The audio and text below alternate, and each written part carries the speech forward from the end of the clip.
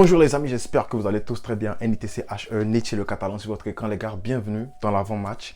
FC Barcelone versus Manchester United. Ça c'est une affiche de match qui est digne d'un match de Ligue des Champions. Toi-même faut dire si je mens. On te parle de Manchester United, l'une des meilleures équipes offensivement parlant, même défensivement parlant actuellement dans le monde. Mais on te parle du Barça aussi qui est la meilleure défense d'Europe et une équipe qui met beaucoup de buts. Voilà. Donc actuellement, tu parles de deux machines offensives, mais tu parles surtout de deux coachs qui se respectent. On parle de ça dans cette vidéo. Let's go. Julius Prediction.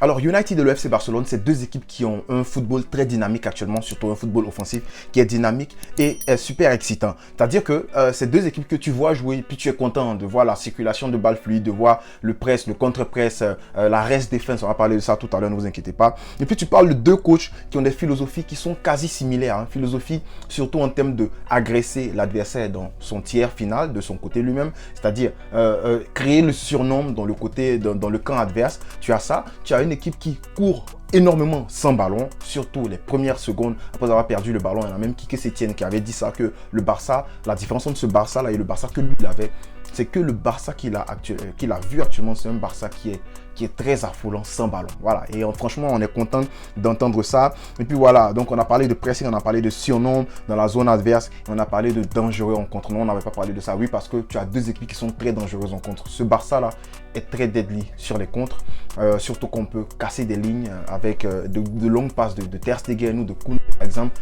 Mais tu as aussi cette équipe de Manchester United là qui est capable de faire ça avec un gars qu'on a. En tout cas, moi il me fait peur parce que ce mec là, il a marqué trop de buts depuis le début de l'année. Je parle de Rashford, mais vous inquiétez pas, on va parler de lui. Certes, Xavi a lancé des compliments à Erik ten Hag. Il a dit que voilà, c'était affoulant le travail que ten Hag a accompli du côté de Manchester United. On rappelle que ten Hag c'est le coach de United, hein, l'homme au crâne chaud, un peu comme Saitama ou bien je sais pas quoi là. Bref, mais Xavi respecte beaucoup le travail de ten Hag et ten Hag a retourné le compliment hier en conférence de presse. J'ai suivi un bout de la conférence de presse de ten Hag et Luke Shaw.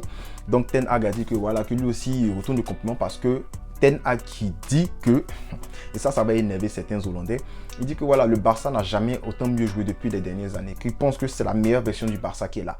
Donc alerte aux supporters de Coman, alerte aux fans Coman. Voilà ten Hag qui est venu dire ça, qui est quand même respecté dans le football hollandais aujourd'hui à cause de son passage à l'Ajax et tout.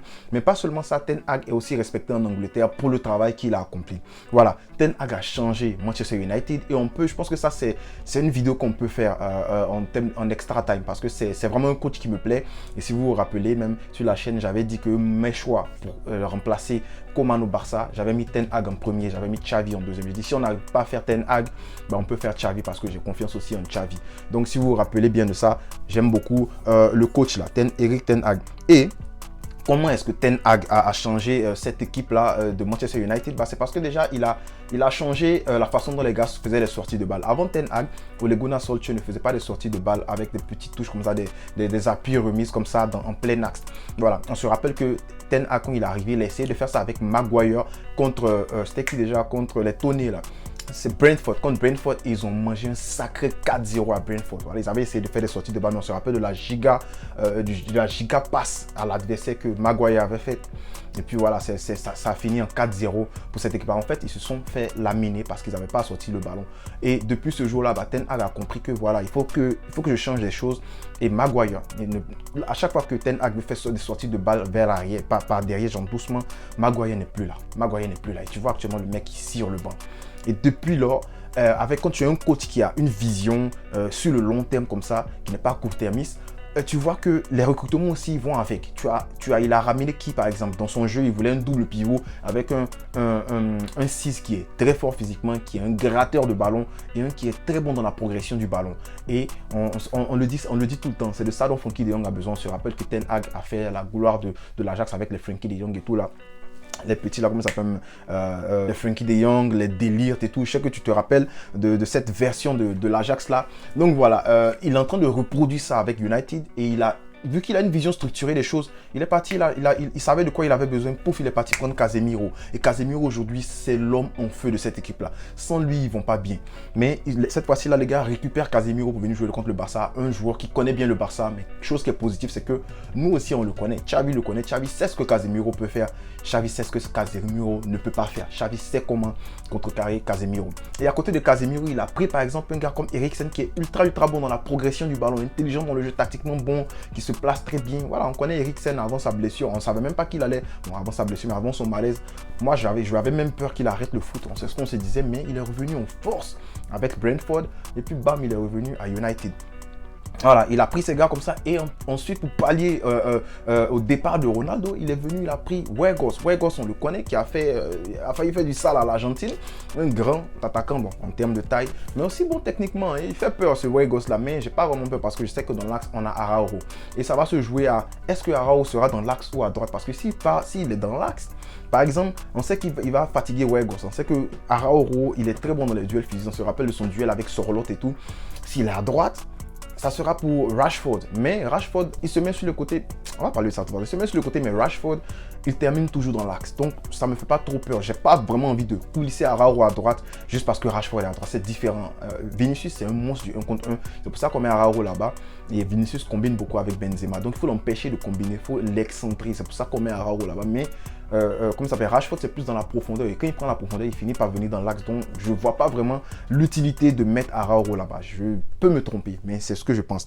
Alors, on a vu comment Ten Hag a changé physiquement cette équipe-là de United, mais aussi dans le jeu, parce que c'est une équipe qui a un press beaucoup structuré maintenant.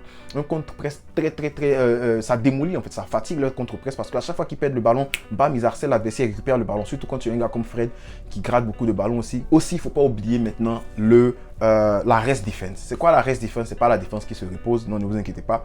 En fait, la rest defense, c'est que quand tu attaques, quand ton bloc, ton équipe attaque là, supposons que tu attaques avec 5 joueurs. Bah, ceux qui restent derrière pour empêcher le contre, c'est ça qu'on appelle la rest defense. Donc c'est le restant là, quand tu attaques là, les 3 qui vont rester derrière, juste en dehors de la surface, pour que au cas où l'adversaire récupère le ballon, il va aller en contre. Ceux-là, ils vont défendre. C'est ça qu'on appelle la rest defense. Donc, la rest defense de Erik Ten Hag est très structurée et ils sont à l'aise. Franchement, ils savent arrêter les contre-attaques adverses. Surtout que Martinez, quand il est là, franchement, ça fait peur. Parce que lui, il est super bon, super tactique, mais il sait aussi faire la faute. Mais dommage pour eux, bien évidemment, bien sûr, c'est bien pour nous. Il ne sera pas disponible dans ce match-là. Voilà. J'ai hâte de voir en fait comment cette équipe-là, bon, il va gérer notre petit Gavi. Parce qu'on sait que Gavi joue en tant qu'ailier. Il est positionné, pardon. Qu'est-ce que je raconte? Positionné en tant qu'ailier, mais il joue en tant que milieu dans l'équipe. Voilà, il fallait que je dise ça comme ça. Donc, quand Gavi va coulisser pour revenir jouer à la baballe avec le milieu, lorsqu'il va prendre la profondeur, parce que oui, Gavi prend aussi la profondeur. Lorsqu'il va prendre la profondeur, j'ai hâte de voir cette équipe-là comment tu appelles ça, de United faire face à lui. Et surtout que sur le côté, tu as un mec comme Sancho qui, ça fait longtemps, il n'a pas le football dans les jambes. Un mec comme Sancho qui va devoir défendre au cas où Balde monte. Parce que oui, ils vont devoir se coltiner Gavi à gauche, mais ils vont devoir se coltiner Balde aussi qui a une pointe de vitesse pas possible. On a vu Mendes hier comme il était en feu, bah, Gavi sait le faire aussi. Ils vont devoir se le coltiner et si on arrive à libérer le petit Balde en profondeur, franchement, je pense que cette équipe-là, ça sera chaud. Parce qu'ils ont Dalot sur le côté. Oui, Dalot, ça va, il gère actuellement, surtout dans les sorties de balles et tout, il n'y a pas de problème. Mais je ne pense pas que sa pointe de vitesse puisse rattraper celle de Balde. Surtout quand tu as un Sancho qui est en manque de forme. Oui, qui peut faire la différence en 1 contre 1. Là, il faut le dire, il est très fort en 1 contre 1. Mais il est en manque de forme parce que manque de temps de jeu. Donc j'ai hâte de voir comment ils vont se gérer à gauche là-bas.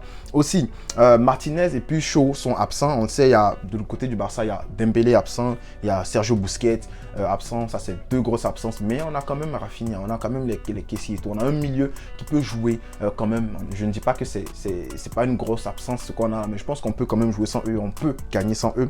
Mais de l'autre côté, Christensen qui est blessé. McTominay, bon lui, je le compte même pas parce qu'il ne joue pas tous les matchs la plupart du temps. Anthony Martial qui est la plupart du temps blessé aussi. Tu as Lisandro Martinez qui est une pièce maîtresse dans, comme on l'a dit là, le rest defense et puis la sortie de balle fluide.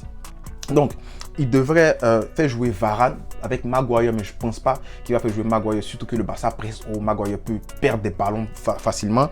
Donc, je pense plutôt qu'il va essayer de faire jouer Luke Shaw en défense centrale.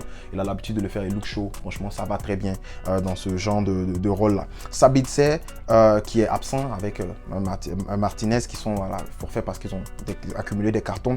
Et puis, Anthony aussi, qui est blessé. Voilà, Anthony, je pense qu'il sera là lors du match retour. Donc, c'est un peu à ça que ressemble le 11 de United. J'ai aussi hâte de voir comment Frenkie de Jong va se gérer dans le gen pressing de comment il s'appelle de Erik ten Hag. Oui, parce qu'on le sait.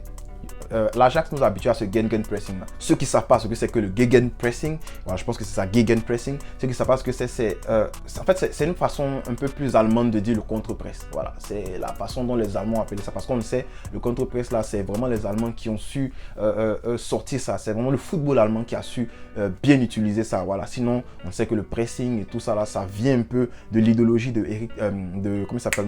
Ça vient un peu de l'idéologie de Johan Cruyff. Mais ce gegenpress là, c'est par rapport au football allemand. Donc, comment Frenkie de Jong va sortir de ce gegenpressing là? Parce qu'on sait que voilà, on va être beaucoup pressé, ils vont jouer beaucoup haut. J'ai hâte de voir ça. J'ai hâte aussi de voir le duel Pedri versus Bruno. Oui, parce que Bruno Fernandes, il est très important dans cette équipe-là. C'est lui le 10 qui joue derrière Weghorst. Donc il va falloir faire attention à ne pas le laisser balancer des ballons dans le dos pour Sancho, mais pour Rashford, à ne pas servir Weghorst entre les deux défenseurs centraux et tout. J'ai hâte aussi de voir comment Pedri va presser, parce qu'on sait que Pedri court beaucoup, mais surtout que Pedri, c'est l'homme en feu du Barça actuellement. On te parle de 4 buts en 7 matchs. Voilà, donc Pedri pour moi, il sera important dans ce match. Et donc la bataille du milieu sera importante, d'où la bataille Pedri qui est, je peux le dire, notre chef d'orchestre offensivement parlant, et Bruno Fernandes qui est le chef d'orchestre offensivement parlant de Manchester United. Aussi, l'homme à abattre, on le sait, c'est Rashford. Donc, est-ce que vous, dites-moi ça en commentaire, est-ce que comme la presse le dit, vous êtes prêt à mettre Araujo à droite, du coup sacrifier un peu l'axe? Je ne dis pas que Koundé il est très bon, il peut gérer Weghorst, mais pour la taille de Weghorst, moi je préfère que Koundé reste au milieu. Surtout que comme je l'ai dit, Rashford finit toujours dans l'axe. Voilà, il aime se mettre sur le côté gauche, il aime attaquer son côté, mais il finit toujours dans l'axe. Et je pense que il va venir trouver Araujo là. Et surtout que Koundé, il est bien dans le placement. Je ne trouve pas que ce soit nécessaire de mettre Araujo à droite. On le fait quand le mec c'est un monstre en 1 contre 1. Mais je ne pense pas que Rashford est bon. C'est l'homme en fait actuellement. J'ai même dit sur Twitter, il me fait peur. Mais je pense que voilà, il ne faut pas mettre Araujo à droite. Je ne pense pas que Xavi va faire ça, mais on va le voir dans le 11 du Barça. Alors, il est temps de prouver, parce qu'en La Liga, on l'a déjà fait. On le fait tous les jours, on a 11 points contre devant le Real et tout. Mais il est temps de prouver parce que en Europe, on le sait, on est sorti en Champions League très tôt. Et c'était à cause de quoi? On l'a déjà dit, on s'est sabordé nous-mêmes. Les arbitres se sont foutus de nous. Et puis, voilà. Les blessures, voilà les blessures. On a eu notre charnière centrale qui était blessée, mais là on a tout le monde. On a tout le monde, sauf bien sûr en attaque où tu vas dire il n'y a pas Dembélé, mais frérot, Rafinha on l'a payé à 55 millions d'euros. Normalement, c'est pour ces matchs à qu'on l'a payé. Lewandowski, c'est pour ces matchs à qu'on l'a payé. Il n'a jamais joué comme Manchester United. Il est temps de planter son but aussi. Voilà. Donc je pense que normalement on est en mesure de gagner ce match-là et aussi montrer que le niveau de la LDC, on peut jouer. Surtout que ce match-là, c'est un match qui est digne d'un niveau de la LDC. Donc, je pense que le Barça a de quoi remporter ce match-là. Et je ne vais pas donner mon pronostic. Mais dites-moi en commentaire, vous pensez que le match va finir comment vous sentez le match? J'ai hâte de voir vos commentaires et puis d'y répondre, bien sûr. On ne cessera jamais de le dire, frérot. Pesca, El Barça.